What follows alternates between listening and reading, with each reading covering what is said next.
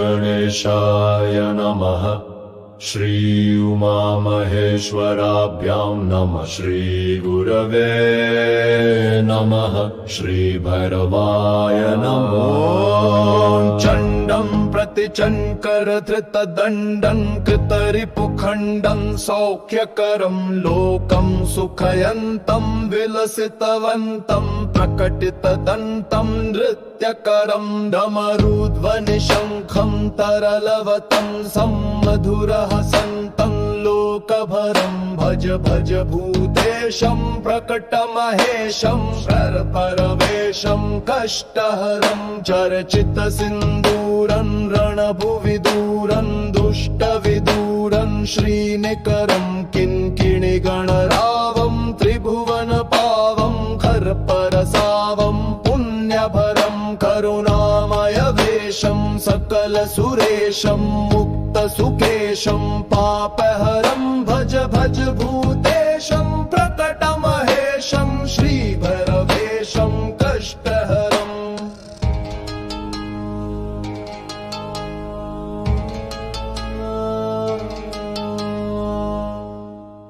कलिमलसंहारं मदनविहारं फणिपतिहारं शीघ्रकरं कलुषं शमयन्तं परिभृतसन्तं मत्तदृगन्तं शुद्धतरं गतिनिन्दितकेशं नरतनदेशं स्वच्छकशं सन्मुण्डकरं भज भज भूतेशं प्रकटमहेशं श्रीभैरवेशं कष्टहरम्। कठिनस्तनकुम्भं सुकृतं सुलभं कालीतिम्भं खड्गधरं वृतभूतपिशाचं स्फुटमृदुवाचं स्निग्धसुकाचं भक्तभरं तनुभाजितशेषं विलमसुदेशं कष्टसुरेशं प्रीतिनरं भज भज भूतेशं प्रकटमहेशं श्रीभैरवेशं कष्टहरम्।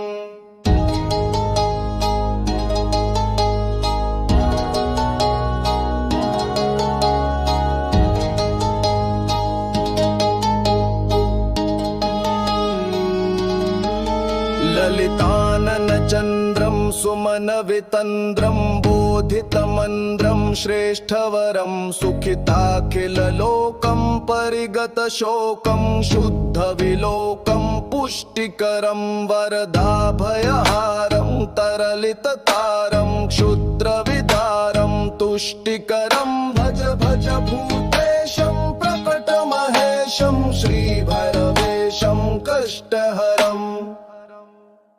सकलायुधभारं विजनविहारं शुश्रविशारं भ्रष्टमलं शरणागतपालं मृगमदभालं संजितकालं स्वेष्टबलं पदनूपुरसिञ्जं त्रिनयनकञ्जं गुणिजनरञ्जनकुष्टहरं भज भज भूतेशं प्रकटमहेशं श्रीभैरवेशं कष्टहरं। मरदयितुसरावं प्रकटितभावं विश्वसुभावं ज्ञानपदं रक्तांशुकजोषं परिकृततोषं नाशितदोषं सन्मतिदं कुटिलभ्रुकुटीकं वरधननीकं विसरन्धीकं प्रेमभरं भज भज भूतेशं प्रकटमहेशं श्रीभैरवेशं कष्टहरम्। परिनिर्जितकामं विलसितवामं योगिजनाभं योगेशं बहुमद्यपनाथं गीतसुगाथं कष्टसुनाथं वीरेशं कलयन्तमशेषं भृतजनदेशं नृत्यसुरेशं वीरेशं भज भज भूत